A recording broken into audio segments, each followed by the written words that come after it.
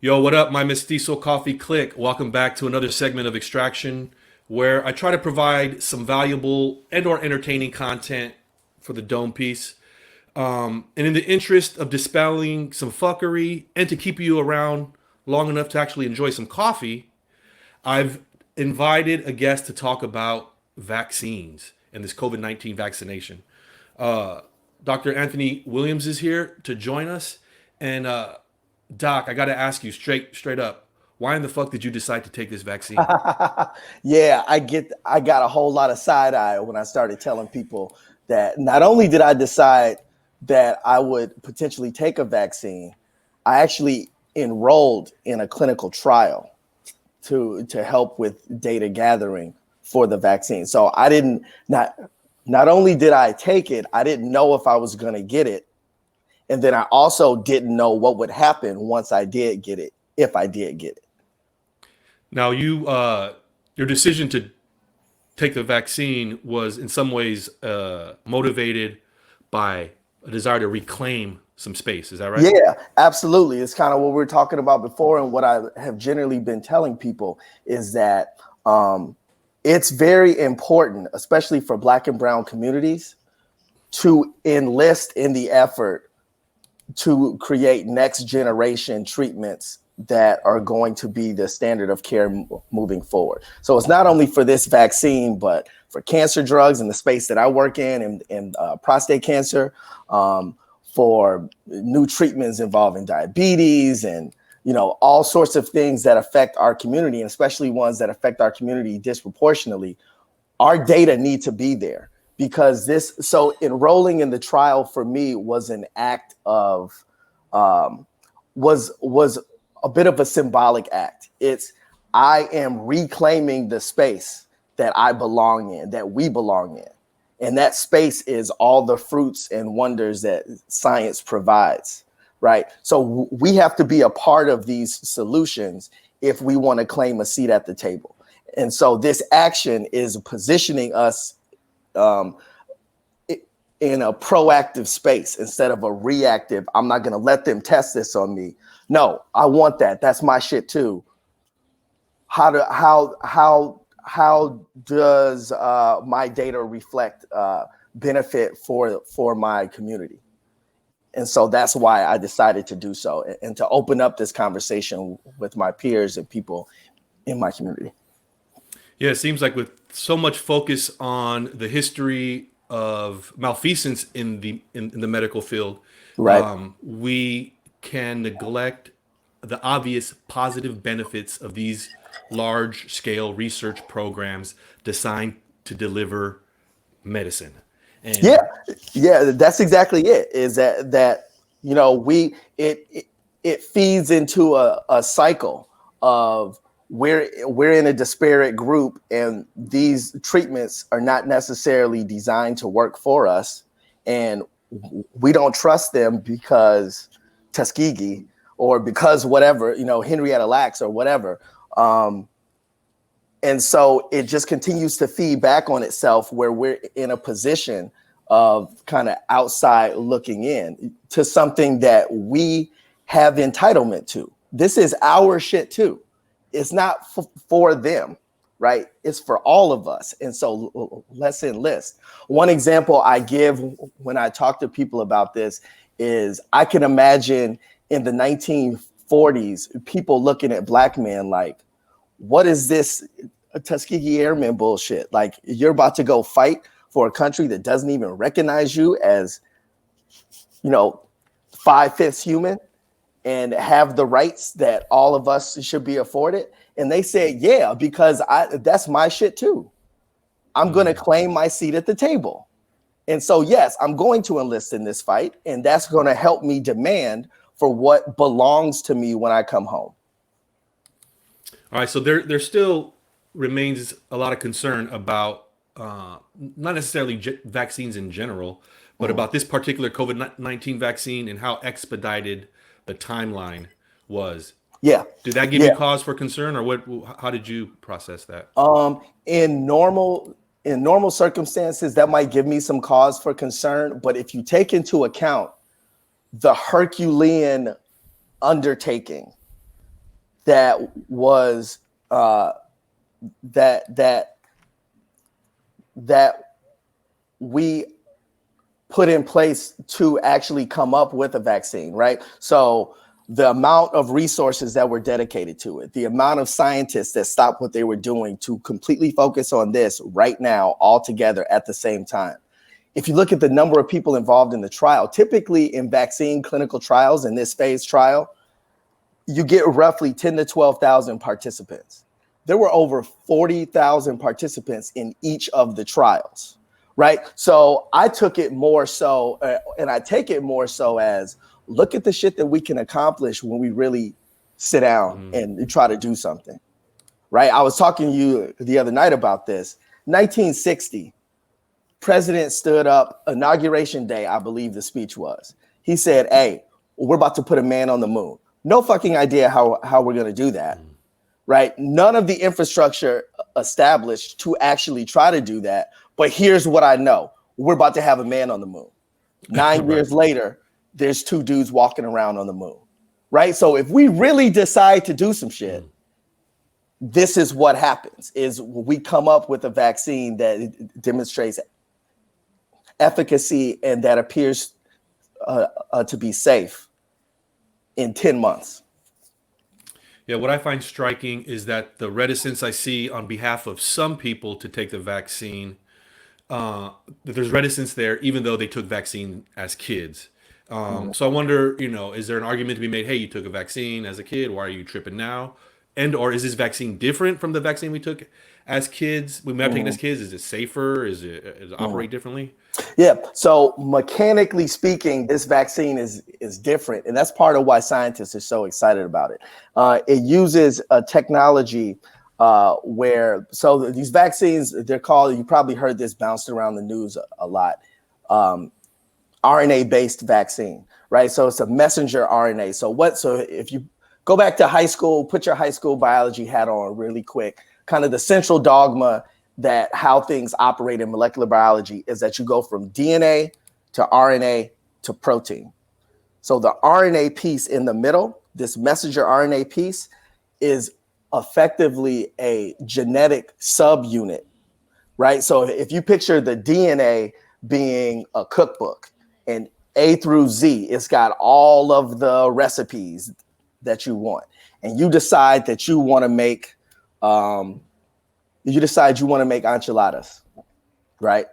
So you go to E and you copy just that subunit of information, and it provides the directions to make the meal that you want to eat tonight. It's the same way that it works in biology. Yeah, we'll go for it. I just wanted to be clear that there's no canned enchilada sauce in the enchiladas that we make at my house. No, and that's poor directions, right? You got the wrong cookbook, right? Wrong code. Right.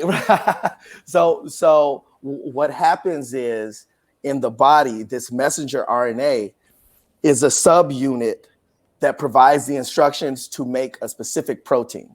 And so in this vaccine, there's messenger RNA that is a sequence that provides the information to make a piece of the virus called the spike protein.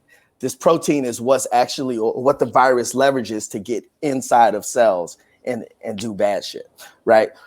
So when your body receives this information, it makes multiple copies of this spike protein, and your immune system is like, what the fuck is that? I've never seen that before. Mount up, everybody mount up.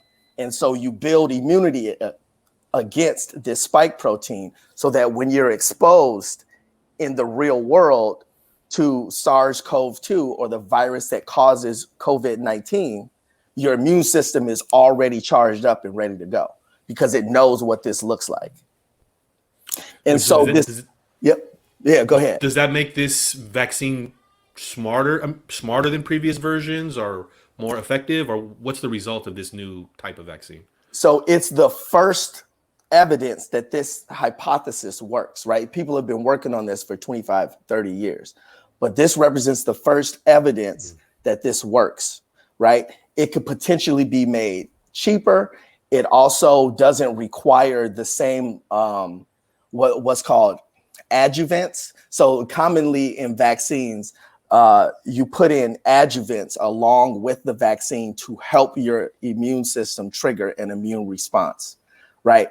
It doesn't require those same things. This is what you hear a lot of people when you see the fuckery getting passed around on the internet, like, oh, it's got aluminum in it, or it's got mercury, it's got blah, blah, blah. There's trace amounts of metal salts that get put into these vaccines to help with the triggering of an immune response. But so it's different than the ones that we took as kids, because there are other ways of generating these vaccines. Historically, we would do things like give people attenuated virus. So what does that mean? I grow up a bunch of the virus and then I dismantle it in a certain way that it's not the actual virus. I'm basically giving you modified virus that has taken out all the punch. Right? It's almost like having a dog that's been spayed or neutered. Like they're still your dog, but they can't just go behave the same way that they usually would. Is that model where the critique comes from, that I have to get sick in order to prevent getting sick, or you're giving me the illness to prevent me from getting the illness? Fuck that. Or like, I've heard that kind of reaction. Yeah, and so with this, obviously, well, not obviously, but this, you're not getting the virus, like you're not getting anything. All you're getting is a component of the virus, right? And so even in other vaccine designs where you get attenuated virus or dead virus or these other things, you're not being given the virus in a way that you would experience it in the real world if you actually got sick. That's not the case, right? But I think what this does do, though, and this is kind of back to 100,000-foot view, is my community, the science, kind of the biomedical research healthcare community, has to hold this L, because we do such a shitty job of explaining why we're doing something, when we do it, and how we're doing it.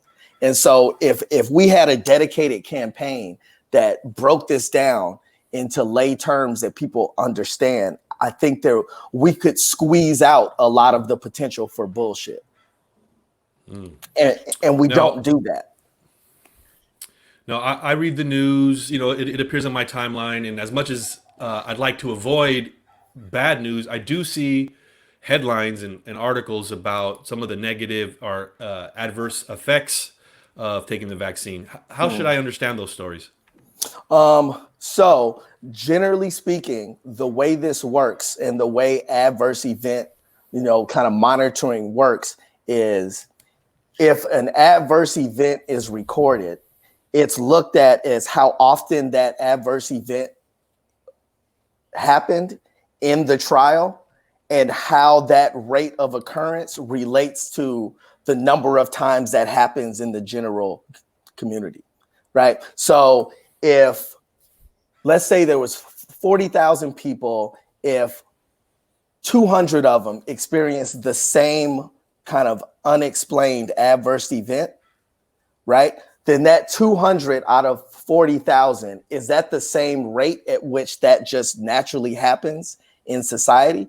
If the answer is yes, then you can't assign the vaccine and its delivery as a reason for the adverse event. If it's happening in a very discrete population and it's happening more than what happens in nature, then we need to take a look at it. So far, much of what you've seen happening has not occurred at a rate that's higher than is observable in nature. And so we can't necessarily assign the vaccine as being a reason for generating that. Now, if you walk into it because you don't trust science and you're cherry picking and looking for reasons to not trust this, then yeah, you can come up with 5-6 stories a day of fuckery to say, see, that's why I'm not doing well. Okay. Like right, like that's not scientific. But what it is reflective of is of your distrust of science. And I, as a scientist, can't just call you dumb. I have to hold the L and take my portion of the responsibility for why this is not common knowledge to you. Now, when it comes to, in some ways, we feel like on the this, we feel like consumers who are in search of a product when it comes to this vaccine. Yep. There's a Moderna, the Pfizer. Let's see, did I go out here? No, I think I got you. Okay, so there's a Moderna, there's a Pfizer, there's versions coming out all over the globe. Should I be selecting one over the other, like Pepsi versus Coke, or are they kind of essentially similar? So the two that currently have emergency use authorization in the United States are both based on the technology that we just talked about, this mRNA technology, right? They are slightly different, but there's no real difference in their efficacy or their safety. They're kind of in the same range. So it's likely that your access to which vaccine you get will depend wholly on where you are on the globe and on a map. So if you're at a big research institution, university, a teaching hospital, UCLA, USC, so forth, it's likely that you could get the Pfizer because the Pfizer requires a lot of infrastructure as far as storage. It has to be stored at a really, really, really low temperature. And so the odds that a community in, rural desert on the way to Vegas is going to have the infrastructure to receive and store that is probably lower than in a major city in a big institution with millions of dollars and all sorts of fancy toys.